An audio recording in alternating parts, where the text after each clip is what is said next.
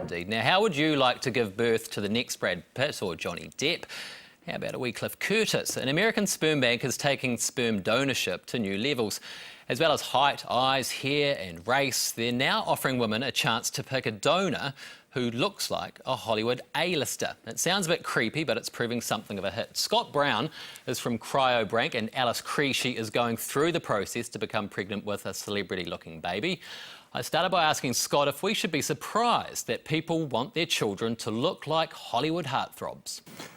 Well, I don't think people necessarily want their kids to look like these celebrities. The whole process of choosing a sperm donor who looks like a celebrity is really about personalizing the whole experience. They're looking at a lot of statistics and medical backgrounds and a lot of very specific, important scientific data to choose their donor. But I think people are also more interested in making a personal connection to that donor as well, and having a celebrity to sort of put a face to all the data, I think is very helpful in the decision-making process. So these are people who are always going to go ahead with the process. What you're now doing, though, is letting them see what their offspring might look like, could look like. You know, many of our, in fact, all of our donors have amazing qualities that are individual to each of them. We have students who are accomplished PhDs. We have fantastic athletes. We have musicians. We have artists. We have all sorts of different great attributes to offer to our clients. There's no guarantee that any of those will be translated genetically to the offspring. And along those lines, if you have a donor who looks like, say, Ben Affleck, I guess there's certainly a possibility that the child will inherit the dark hair and the dark eyes. But there's no guarantee, and I don't think people are using this service to have designer look-alike babies. I think they're really just trying to use it to personalize the experience for themselves. Alice Crisci, let's bring you in there. You are in the process, aren't you, of basically designing a baby? Might not be a word you want to use, but, you know, going through this process yourself. I wouldn't use designing a baby. When I was diagnosed with breast cancer and learned that my fertility could be at risk, I went to the cryobank to choose a sperm donor so that I could freeze embryos and have the best possible chance of being a mom after breast cancer treatment was over.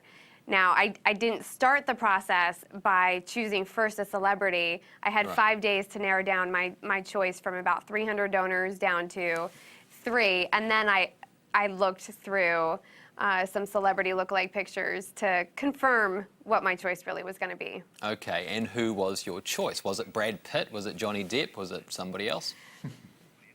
Well, it was a hybrid. Scott actually showed me of Oscar de la Hoya, Freddie Prinze Jr. Those were kind of the two celebrities that really connected most with me. He said, well, your donor looks like Freddie Prinze Jr. in the lips and the eyes.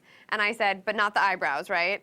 And he said that Oscar de la Hoya, the boxer, he looked most overall like Oscar de la Hoya. His physique was similar and his coloring, most of the characteristics. And I was perfectly happy with that. And coincidentally, I'm dating a man right now who has lips and eyes that are kind of like Freddie Prinze Jr. Wow. Not bad. Scott, you are attracting some controversy, and that is from the Ethics Committee, which isn't surprising, saying that what you're doing is essentially shopping at the supermarket for the perfect child. My answer to that would be the most important thing to our clients and to any parent is a happy, healthy child, and that's the most important priority we place at California Cryobank. Our donors go through an intensive screening process that eliminates all but about 1% of the applicants. We do 3 generations of family medical history background work.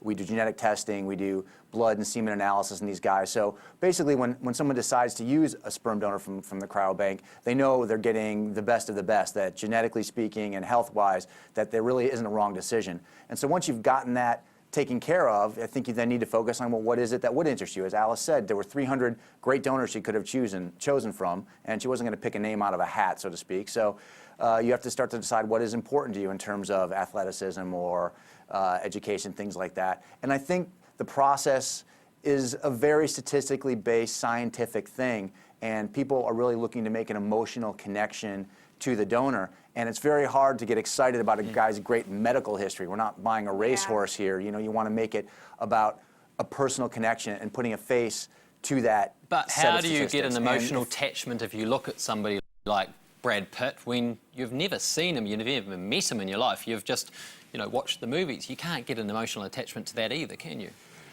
No, but I think the emotional attachment comes from having just a face, a human attribute to put onto this random set of numbers that you've looked at. You're not, as Alice one time said to me, I feel like I'm drafting a basketball team. It's not about just a guy's height and weight and statistics. It's about who this guy is as a person. She looked at listened to audio interviews the donors had done, looked at baby photos, read essays written by the donor, went through a whole process of screening in an attempt to try and find that one attribute that clicked, that one thing that said to her, this is the guy. Scott Brown, just finally to you, give us your top 10. I mean, who are people selecting when they look at these faces that they want to, most identify with? Ben Affleck has been near the top of the list for the time we've been doing this. Paul Walker from the Fast and the Furious has been quite popular. There's a number of American athletes. Brett Favre, Jeremy Shockey's a football player.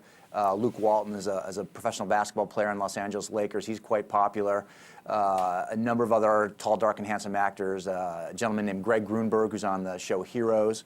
An actor named Paul Adelstein, who's a character actor that's been in a lot of stuff. It basically comes down to groupings of characteristics.